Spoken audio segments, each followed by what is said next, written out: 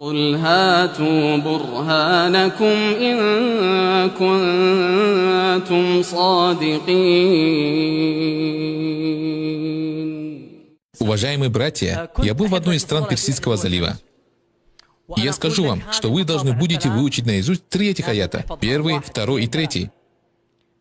Один из суры Фатр, другой из суры Аз-Зумар и 3 из суры Юнус. И я клянусь Аллахом, с помощью 3 этих аятов ты сможешь вырвать с корнем большую доктрину в людских глазах, искоренить мадхаб посредством всего 3 отрывков из Корана. Всего 3.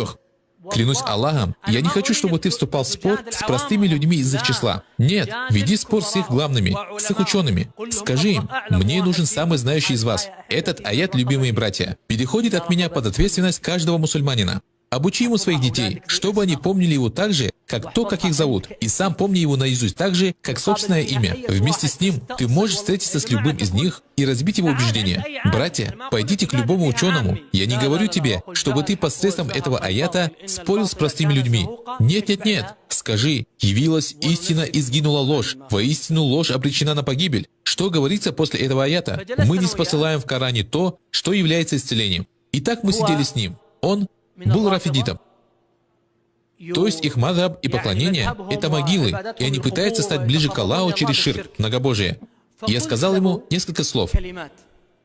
Запомни их, дорогой брат. Клянусь Аллахом, это займет всего пару минут, и ими ты разрушишь их мадхаб. И более того, он сам поймет, что ты говоришь правду. И он узнает, что сам он лжец. Как сказал Аллах, мы принесли им истину, однако они лжецы. Аллах не брал себе сына. У него и причист он, нет какого-либо сотоварища. Я сказал ему, я пойду с тобой и сделаю земной поклон перед любой могилой, какой ты захочешь. С условием, с одним условием. Либо ты убедишь меня посредством книги Аллаха, либо я смогу убедить тебя доводами из книги Аллаха. Братья, можно ли мне говорить эти слова с такой смелостью? Можно ли мне говорить подобные слова? Люди, так можно говорить? Пусть тот, кто говорит, что можно, поднимет руку. Можно же, да? А какое тому доказательство? Мы не следуем за тем, что нам нравится, братья. Нам нужен далиль. Хорошо, я дам тебе далиль. Всевышний Аллах говорит пророку, алейхиссаляту вассалям, когда ты споришь с христианами.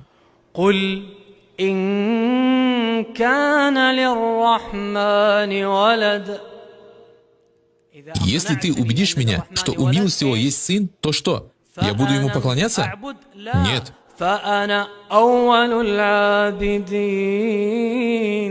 Ты увидишь, что я приду в церковь раньше тебя, но они не смогут, потому что когда приходит истина, она разбивает ложь. Поэтому, когда Аллах сказал им, «Если же вы сомневаетесь в том, что мы не спаслали нашему рабу», Он не сказал просто, «Значит, вы не уверовали». Он сказал, «То сочините одну подобную суру». Это великая религия, сила в обсуждении. Дай мне свое доказательство, и я приведу свое доказательство. И мое доказательство сотрет и разрушит твое, потому что это слова Аллаха. Я сказал ему, давай, между мной и тобой книга Аллаха. Знаете, что он мне ответил? Только не приводи мне слова Мухаммада ибн Абдуль-Вахаба. Я сказал, если я приведу тебе имя ибн Абдуль-Вахаба, не принимай мои слова. Клянусь Аллахом, от меня ты ничего не услышишь о нем. Он сказал, и также Ибн Таймию. Я ответил, и Ибн Таймию. Допустим, они, да помилует их Аллах, вообще не рождались и не существовали в истории. Мы будем обращаться к книге Аллаха, только к ней. Этого будет достаточно? Достаточно. Да, клянусь моим Господом, этого достаточно. Как сказал Аллах, неужели им недостаточно того, что мы не спаслали тебе Писание, которое им читается? Воистину в этом милость и напоминание для верующих людей. И веди с ними посредством него, то есть Корана, великую борьбу. Это будет мгновенным разрушением. Я сказал ему, сейчас я не буду с тобой спорить о Муавии, да будет доволен им Аллах. И все они обучают своих детей несправедливости, которая якобы была допущена по отношению к Фатиме. Вообще не буду. Я сказал ему, все эти книги, допустим, я признаю, что все ваши книги правильные, и мы с тобой на этом согласны.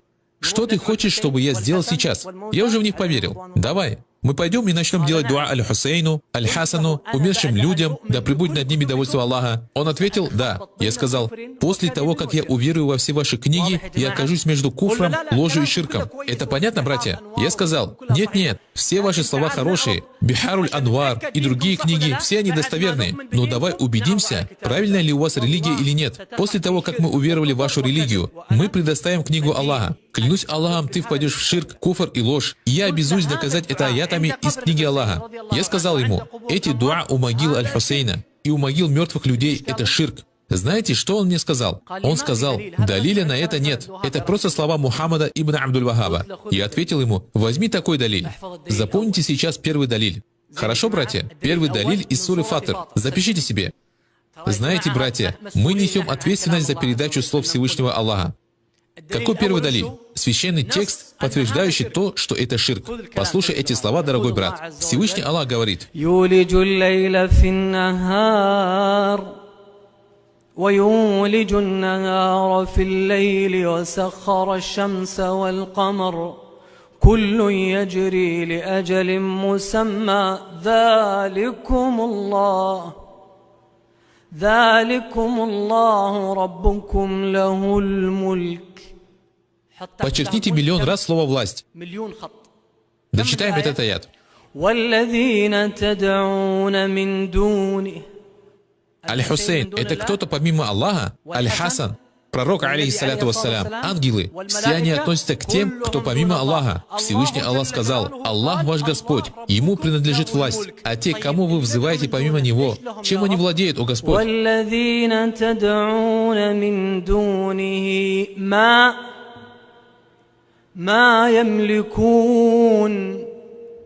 Чем не владеют? Фиником? Косточкой?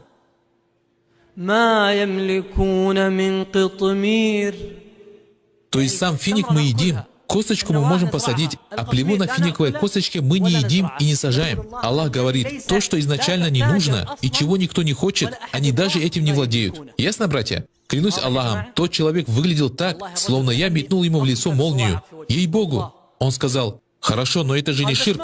Я сказал, сейчас я приведу тебе другие аяты. Я еще не закончил. Я сказал, если я скажу тебе, что у этого человека 50 миллиардов, и он раздает из них кому пожелает, а у второго человека и одного реала нет, разве ты пойдешь к нему? И если ты не веришь мне, дочитай аят. Сейчас я обращаюсь к твоему разуму и логике.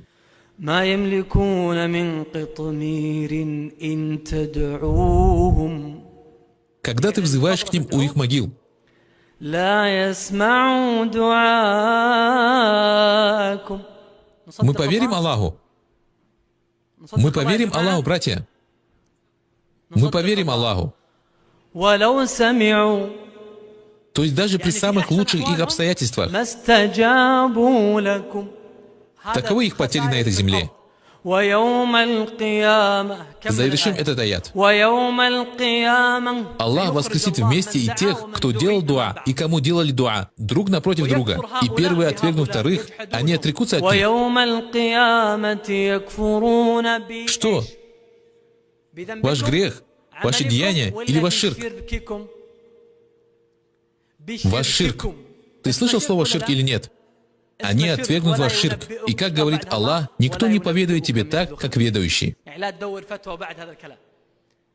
Клянусь Аллахом, братья, Он сказал мне, я уверовал в Аллаха, клянусь Аллахом, я не делаю им дуа. Но они, шейх, приближают нас к Аллаху, делают нас как можно ближе к Нему. Он говорит, у нас есть грехи, а эти люди приближают нас к Аллаху. Я сказал, послушай другое место из суры Аз-Зумар. Всевышний Аллах говорит,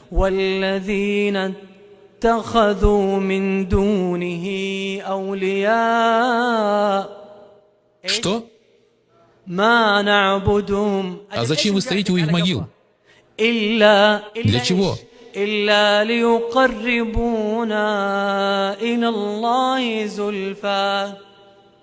И эти аяты, в которых красной линией проходят слова о ширке, заканчиваются сокрушительно. Что сказал Аллах после этого? Он сказал, что они правильно все говорят? Нет, Он сказал,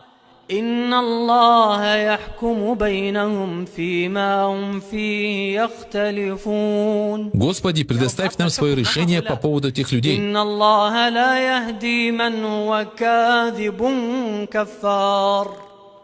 Так мы будем биться между ширком, ложью и куфром, неверием. Он сказал, клянусь Аллахом, они не приближают нас к Аллаху. Но, шейх, у нас остается вопрос заступничества. Они заступаются за нас перед Аллахом.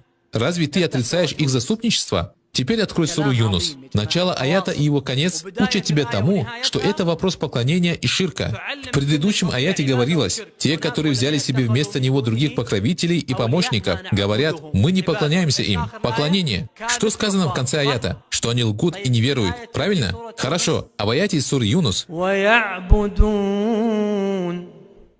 видели это слово? Аллах назвал их действия поклонением. Ты сам можешь назвать их как хочешь, но Аллах назвал это поклонением.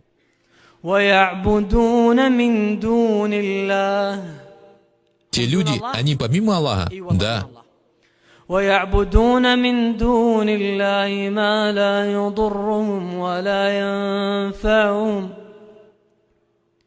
И что они говорят? هؤلاء شفعاؤنا عند الله.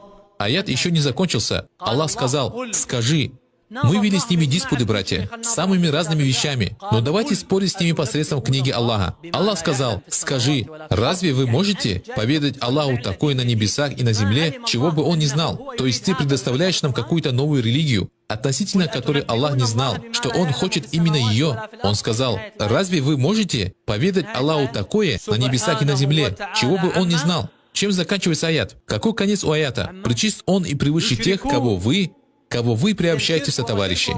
Таким образом, это ширк за ширком, и куфр, и ложь. Клянусь Аллахом, братья. Знаете, что он сказал? Он сказал, «Я уверовал в Аллаха, я не делаю им дуа. Клянусь Аллахом, мы не будем брать их себе в качестве покровителей вместо Аллаха после этих слов из книги Аллаха». И он говорит, мы думали, что это слова Мухаммада ибн Абдуль-Вахаба, да помилует его Аллах. Но раз уж это слова из Корана, знаете, дорогие братья, что он сказал? Эти аяты, братья, стирают весь их мадхаб. Он говорит, нас учили, что никто не может понять Коран. Никто не может его понять, кроме как через представителей семейства пророка и шиитских священнослужителей, и все. Хорошо, нас никто не учил, что никто не может понять Коран. Почему бы нам его не понимать, если мы прочитали и не поняли? Мы обращаемся к тафсиру и спрашиваем ученых. Это называется муддакир, вспоминающий. А не когда ты просто читаешь. Хорошо, любимый брат, как им можно ответить на это? Я сказал, я опровергну твои слова аятами из книги Аллаха, а потом пойди и передай им. Он сказал, клянусь Аллахом, и он принялся писать и сказал, я пойду и начну приводить аргументы и главным из них, и простым людям. Я сказал, я докажу тебе из книги Аллаха, что эти слова ложь, насчет того, что Коран могут понимать только те, кто относится к семейству пророка, и те, о ком они заявляют. Джинны, братья, относятся к Алюль-Бейт. Джинны — семейство пророка. Должен ли кто-то растолковывать им Коран из Алюль-Бейт? Всевышний Аллах говорит, когда же мы услышали верное руководство, то уверовали в него. Они сразу же поняли тавхид, и не будем приобщать сотоварищей к нашему Господу. Правильно? Верно? Мало того, даже священники, церкви, те из них, кто не проявляет высокомерие, клянусь Аллахом, им не нужен никто из Алюль-Бейт. Что сказал Всевышний Аллах? ذلك بأن منهم قسيسين ورهبانا وأنهم لا يستكبرون وإذا سمعوا ما أنزل إلى الرسول ترى أعينهم تفيض من الدمع مما عرفوا من الحق يقولون آمنا. Они поняли тавхид или нет? Они узнали. Узнали, им не нужны были члены семьи пророка. Правильно или нет? Им не нужны были Ахлюль-Бейт. Верно, братья? Если же какой-либо многобожник попросит у тебя убежище, то предоставь ему убежище, чтобы он мог сходить к семейству пророка, да пребудет над ними довольство Аллаха. Нет, чтобы он мог услышать слово Аллаха, затем доставь его в безопасное место. Он сказал, клянусь Аллахом, если бы я знал это, я бы говорил об этом во всех хусейниях, потому что Аллах говорит, и веди с ними посредством него Корана великую борьбу. وقل جاء الحق وزهق الباطل إن الباطل كان زهوقا